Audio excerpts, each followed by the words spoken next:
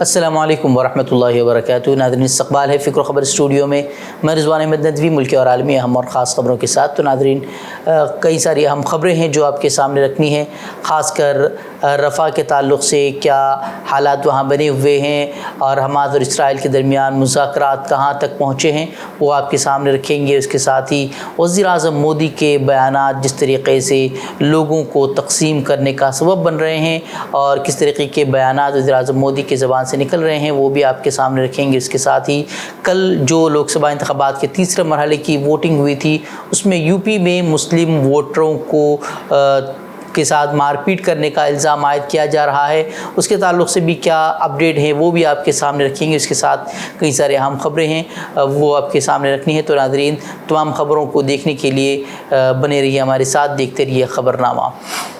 2 روز قبل حماس نے جیسے ہی مصر کی جانب سے پیش کی گئی جنگ بندی کی تجویز کو قبول کرنے کا اعلان کر دیا، اس کے کچھ ہی گھنٹوں میں اسرائیل نے رفح سرحد کا کنٹرول حاصل کرتے ہوئے شہر پر زمینی حملہ شروع کر دیا اور کراسنگ اور مصنوعات کی گزرگاہ کو دونوں کے لیے بند کر دیا گیا ہے، یعنی کہ رفح میں اب امداد پہنچانے والے 2 اہم راستے بند کر دیے گئے ہیں۔ اسی کو لے کر اقوام متحدہ کے سیکریٹری جنرل نے خبردار کیا ہے کہ اسرائیلی افواج کی طرف سے رفح پر مکمل حملہ ایک اسٹریٹجک غلطی، ایک سیاسی آفت اور ایک انسانی خوفناک خواب ہوگا۔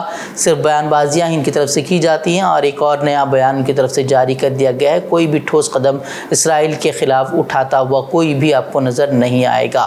وہیں رفح میں اسرائیل کے حملے کے بعد دنیا بھر میں احتجاجات کا سلسلہ شدت اختیار کرتا جا رہا ہے۔ پیرس میں یونیورسٹیوں کی عمارت کے سامنے اب طلباء نے دھرنا دینا شروع کر دیا ہے، جبکہ امریکہ کی بھی کئی یونیورسٹیوں میں طلباء پولیس کے بدترین مظالم کے باوجود وہاں مظاہرہ اپنا جاری رکھے ہوئے ہیں۔ اسی بیچ رفح میں جنگ بندی کا ڈھونگ رچا رہے امریکہ کا بہت چونکانے والا بیان سامنے آیا ہے، جس میں اس نے اسرائیل کے رفح سرحد کے کنٹرول حاصل کرنے اور قحط کا شکار فلسطینیوں کے لیے امداد کو روکنے کے اس کے گھناؤنے عمل کو محدود قرار دیا اور کہا کہ وہ غزہ میں جنگ بندی کے معاہدے پر زور دے گا۔ انہوں نے کہا کہ اسرائیل کا جو یہ کام ہے وہ صرف محدود علاقے پر ہی ہوگا۔ اس طرح کی بات اس کی طرف سے سامنے آئی ہے۔ دوسری جانب مصر کے دارالحکومت قاہرہ میں قطر، مصر، حماس اور امریکہ کے غزہ جنگ بندی کے مذاکرات جاری ہیں۔ مصری میڈیا کا اس حوالے سے کہنا ہے کہ مذاکرات کے لیے اسرائیل نے بھی جو ہے اپنا وفد قاہرہ روانہ کیا ہے۔ وہ امریکی خفیہ ایجنسی کے سربراہ بھی جو ہے اس وقت قاہرہ میں موجود ہیں۔ اور اسی درمیان حماس نے اسرائیل کو خبردار کیا ہے کہ اگر غزہ پر جارحیت جاری رہی تو کسی قسم کا جنگ بندی کا معاہدہ نہیں ہوگا۔ اسامہ حمدان جو کہ حماس کے رہنما ہیں، انہوں نے بیروت سے پریس کانفرنس کی اور بتایا کہ ہم تصدیق کر رہے ہیں کہ رفح میں اسرائیل کی فوج نے کارروائی کی ہے اور اگر یہ کارروائی جاری رہی تو یہ اسرائیلی فوج کے لیے اچھا نہیں ہوگا۔ ان کا کہنا تھا کہ گیند نتن یاہو کے کورٹ میں ہے، انہوں نے مصر کی جانب سے جو تجویز پیش کی گئی تھی اسے قبول کر دیا ہے، اب گیند جو ہے وہ نتن یاہو کے کورٹ میں ہے اور اب انہیں فیصلہ کرنا ہے۔ بہرحال رفح پر کنٹرول کے بعد اسرائیلی حملوں میں مزید فلسطینیوں کی شہادت ہوئی ہے اور کئی سارے فلسطینی جو ہے وہ جاں بحق ہو چکے ہیں۔ وہ ان سب مظالم کے درمیان ایک مثبت خبر یہ نکل کر سامنے آئی ہے کہ فلسطین کو تسلیم کرنے والے ممالک کی تعداد روز بروز بڑھتی جا رہی ہے۔ اس میں اب بہاماس بھی شامل ہو گیا ہے، جس نے فلسطین کو باضابطہ طور پر تسلیم کرنے کا اعلان کیا ہے۔ وہیں حزب اللہ نے اسرائیل پر ڈرون حملہ کرنے کا دعویٰ کیا ہے، جس میں کم از کم 2 اسرائیلی فوجی جو ہے وہ ہلاک ہوئے ہیں۔ حملے میں اسرائیلی فوج کی ایک گاڑی کو نشانہ بنایا گیا تھا، جس میں 2 اہلکار ہلاک جبکہ متعدد زخمی ہونے کی اطلاعات ہیں۔ اسرائیلی فوج نے بھی حملے کی تصدیق کی ہے اور اس کا بدلہ لینے کی دھمکی بھی دی ہے۔ امریکہ نے گزشتہ ہفتے اسرائیل کو بموں کی کھیپ اس خدشات کے چلتے روک دی تھی کہ اسرائیل امریکہ کی مرضی کے خلاف غزہ کے جنوبی شہر رفح پر مکمل حملہ کرنے کے فیصلے کے قریب پہنچ رہا ہے۔ اس کھیپ میں بتایا جا رہا ہے کہ 1800 سے 2000 پاؤنڈ کے بم اور 1700 سے 500 پاؤنڈ کے بم بھی شامل تھے۔ ویسے آپ کو معلوم ہی ہوگا کہ امریکہ نے تاریخی طور پر اسرائیل کو بہت زیادہ فوجی امداد فراہم کی ہے۔ اس میں حماس کے 7 اکتوبر کے حملے کے بعد مزید تیزی آئی ہے۔ امدادی کھیپ کو روکنا اسرائیل کے صدر بنجامن نتن یاہو کی حکومت اور صدر جو بائیڈن کی انتظامیہ کے درمیان روز بروز بڑھتی ہوئی کشیدگی کی سب سے بڑی وجہ ہے۔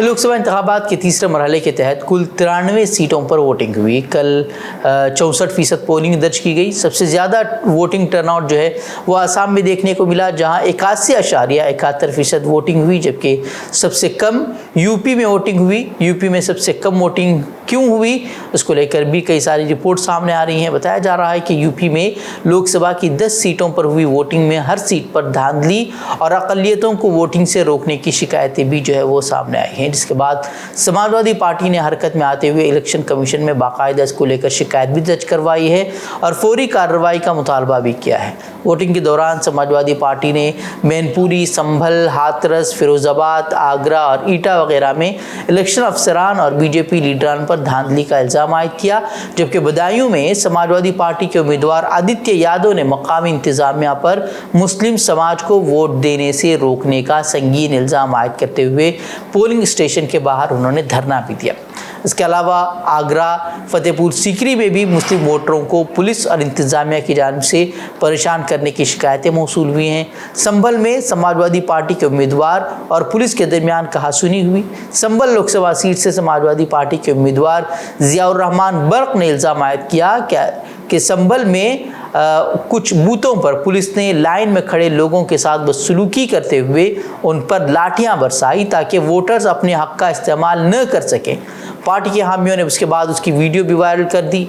वहीं चौधरी सराय इलाके में भी पुलिस एहलकारों ने समाजवादी के उम्मीदवार की तमाम निशानियां तक हटा दी।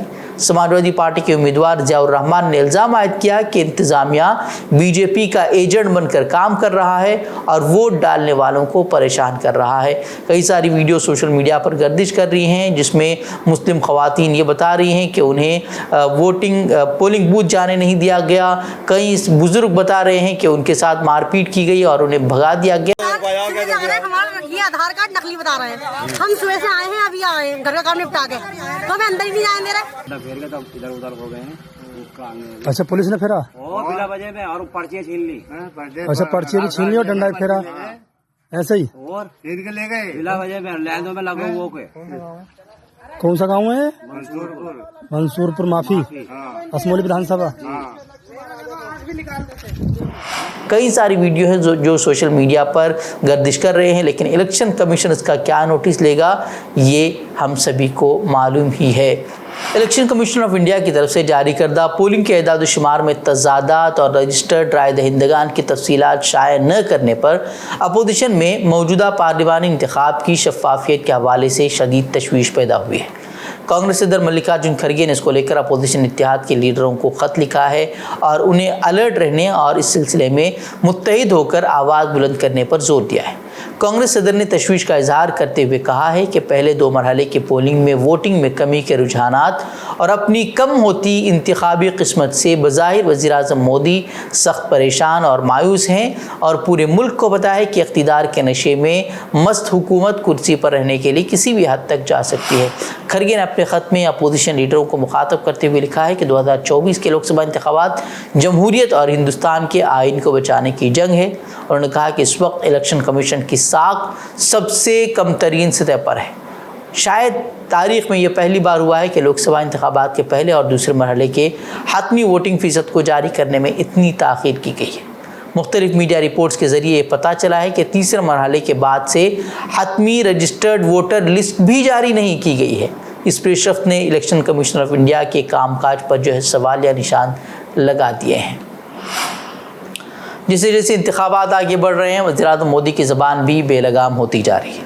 इलेक्शन कमीशन भी खामोश तमाशाई बना हुआ है।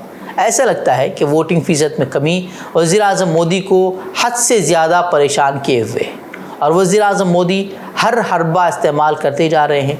गुज़िश्ता रोज़ मध्य प्रदेश के खरगोन में एक रैली से खिताब करते हुए उन्होंने भीड़ से सवाल किया कि हिंदुस्तान में वोट जिहाद चलेगा या राम राज्य। आपको ये तय करना है कि भारत में वोट जिहाद चलेगा या राम राज्य चलेगा।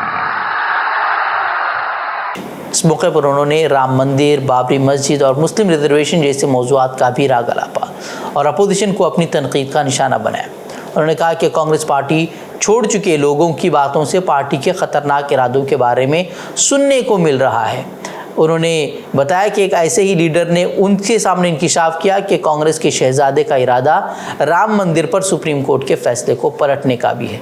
वहीं वज़ीर-ए-आज़म पर खुलेआम नफरत और झूठे बयानात देकर लोगों को गुमराह करने का इल्ज़ाम आयद करते हुए ममता बनर्जी ने कहा कि इंतखाबी मुहिम के दौरान नफरत अंगेज़ तकारीर करने वाले बीजेपी लीडरों के मामले में इलेक्शन कमीशन ने आंखें बंद कर ली हैं। उन्होंने कहा कि इलेक्शन कमीशन ने मॉडल कोड ऑफ कंडक्ट को मोदी कोड ऑफ कंडक्ट में तब्दील कर दिया है।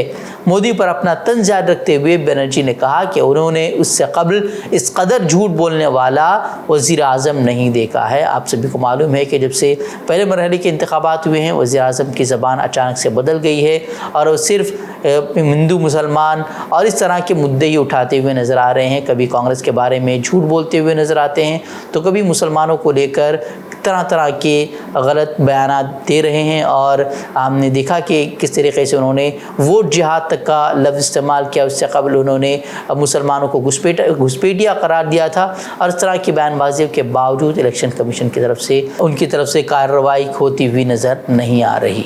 एयर इंडिया एक्सप्रेस की 70 से ज़्यादा बैनुल-अक़वामी और घरेलू परवाज़ें मनसूख कर दी गई हैं। मालूमात के मुताबिक एयरलाइन के आमले के सीनियर अरकान बड़े पैमाने पर बीमारी की छुट्टी पर चले गए हैं, जिसकी वजह से ये परवाज़ें मनसूख की गई हैं। सिविल एविएशन हुक्काम इस मामले पर नज़र रखे हुए हैं। एयर इंडिया एक्सप्रेस कुछ अरसे से आमले की कमी से दो चार है। अमले के बहुत से लोग टाटा ग्रुप की मिल्कियत वाली एयरलाइंस पर मुबैना इंतज़ामी का इल्ज़ाम लगा रहे हैं और एहतिजाजन अचानक बीमारी की छुट्टी पर जा रहे हैं। और ये मसला जो है इस वक्त बढ़ता जा रहा है और सारिफीन की जानिब से सोशल मीडिया पर इसके ख़िलाफ़ शिकायतें भी सामने आ रही है। मुंबई के महाराष्ट्र नगर में एक 19 साल लड़के की चिकन शोरमा खाने के बाद तबीयत बिगड़ गई और उसकी मौत वाक़ई हो गई है। दीगर कई बच्चों की सेहत भी ख़राब हुई, लेकिन अब वो ठीक बताए जा रहे हैं।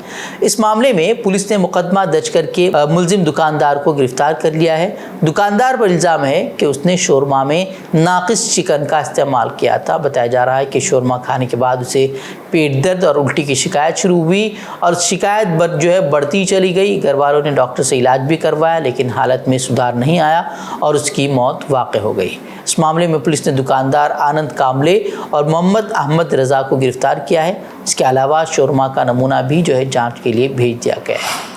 ग्रेटर हैदराबाद में शदीद बारिश के सबब लोगों को काफ़ी परेशानी का सामना है। बारिश के सबब दीवार मुनहदिम हो गई, जिसके नीचे दबकर 4 साल के बच्चे समेत 7 मुहाजिर मजदूरों की मौत वाक़ई हो गई। ये वाक़या मंगल की शब पेश आया। एक ज़ेर तामीर अपार्टमेंट का ये वाक़या बताया जा रहा है। बुध की सुबह तक जारी रहने वाली राहती मुहिम में कारकुनों ने मलबे से लाशों को बरामद कर लिया है। महलूक की शनाख्त उड़ीसा और छत्तीसगढ़ के तामीराती मजदूरों के तौर पर कर ली गई है। तो नाज़रीन, इतनी खबरें मज़ीद खबरों के लिए आप हमारे वेबसाइट www.fikrokhabar.com की तरफ रुख कर सकते हैं। वीडियोज़ के लिए हमारे यूट्यूब चैनल को सब्सक्राइब करें। तो नाज़रीन, इजाज़त दें। अस्सलामु अलैकुम वरहमतुल्लाहि वबरकातुहू।